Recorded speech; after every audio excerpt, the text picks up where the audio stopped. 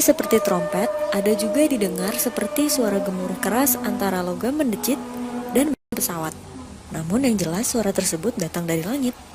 Sejumlah warga di Amerika Serikat, Jerman, Australia, hingga Kanada mendengar fenomena misterius tersebut yang sebetulnya sudah terjadi selama beberapa tahun belakangan.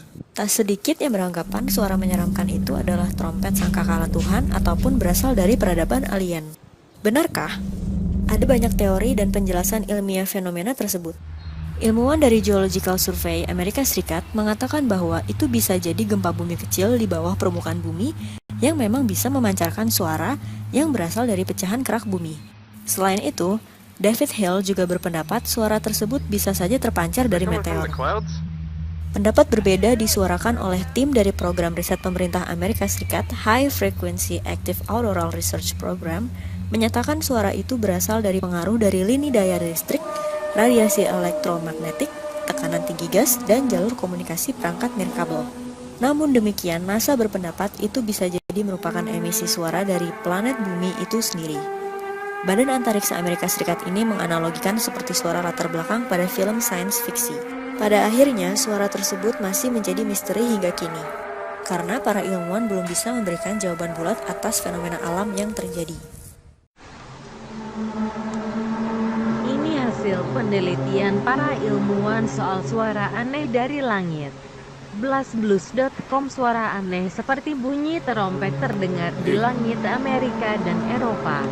Apalah peristiwa itu menggemparkan berbagai kalangan. Namun ternyata para ilmuwan telah meneliti fenomena yang disebut dengan terhum itu. Berbagai teori pun berhasil dipaparkan. Sejumlah ilmuwan telah meneliti fenomena ini dan menghasilkan beberapa teori sebagai jawaban. Bagi sebagian peneliti, terhum mungkin bersumber dari gelombang suara yang dihasilkan peralatan berat. Hal ini dapat dilihat dari kasus kota Kokomo, Indiana, yang merupakan kota industri. Para peneliti mencurigai sepasang kipas angin raksasa di pabrik Daimler Chrysler dan kompresor udara di pabrik milik Heinz International. Sedangkan dalam kasus Bristol, para peneliti mencurigai suara dengungan datang dari pabrik-pabrik di Avonmouth.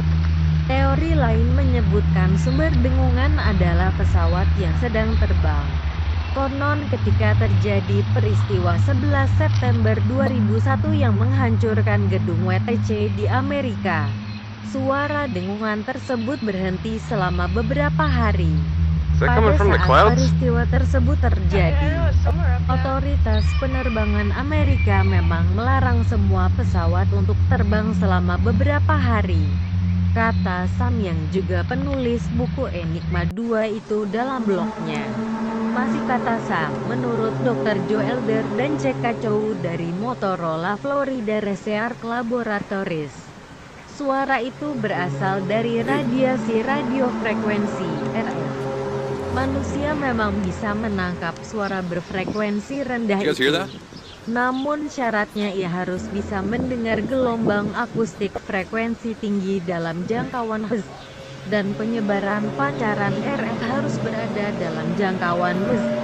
Ketika teori radiofrekuensi energi ini diajukan, kebanyakan orang segera teringat dengan High Frequency Active Auroral Research Program di Alaska. Proyek ini diketahui memang menembakkan RF ke ionosfer.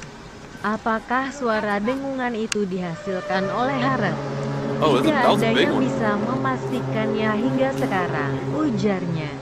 Sam mengungkapkan ada juga ilmuwan yang menghasilkan teori simfoni ruang angkasa soal suara. Teori ini pertama kali dirilis di situs Spasa.com pada bulan Maret 2000. Seperti berkompetisi dengan pancaran bintang dan benda angkasa lainnya, bumi sesungguhnya bernyanyi seperti burung kenari, mengeluarkan suara dengungan yang konstan dengan notasi-notasi yang tidak terhitung banyaknya. Jika suaranya beberapa oktav lebih tinggi, maka suara itu akan dapat terdengar oleh telinga manusia. bahkan dapat menenggelamkan suara ribut dari ratusan suara talkshow televisi. Kiwamo Nishida dari Institut Penelitian Gempa Bumi Universitas Tokyo bersama rekan-rekannya telah menganalisa data seismik 10 tahun dan menemukan kesamaan antara gelombang seismik dengan gelombang suara yang sama di atmosfer. Menurut Kiwamo Chess, gelombang suara yang tidak dapat didengar telinga manusia itu memantul-mantul di antara atmosfer dan permukaan bumi yang kemudian menciptakan gelombang-gelombang suara di dalam perut bumi.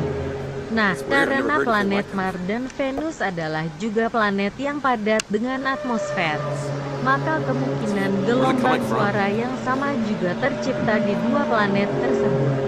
Ini mengakibatkan terciptanya simfoni alam semesta, tuturnya.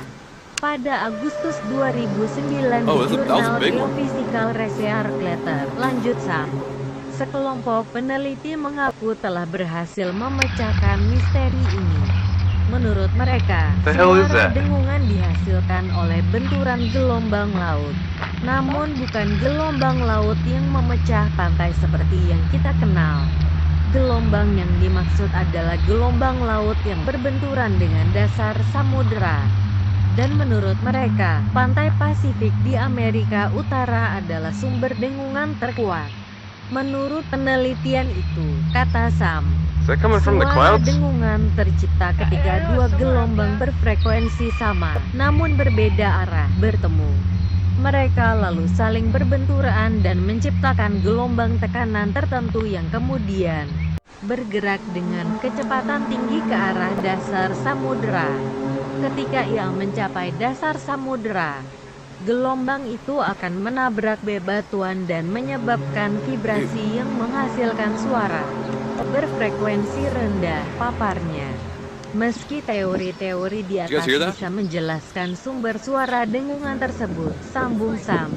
Namun misteri yang belum terjawab adalah mengapa telinga manusia dapat menangkap suara dengungan itu.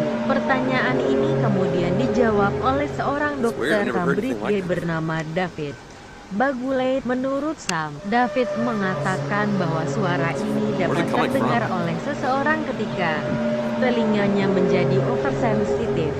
Menurutnya, David, di dalam tubuh manusia ada sebuah amplifier internal yang dapat memperkuat suara-suara yang masuk ketika manusia yang bersangkutan berada di dalam kondisi terancam bahaya atau konsentrasi yang intens. Contohnya ketika kita sedang berkonsentrasi dengan soal-soal ujian dan kemudian telepon berdering, maka kita akan mendengar suara deringan itu seperti lebih keras dari biasanya.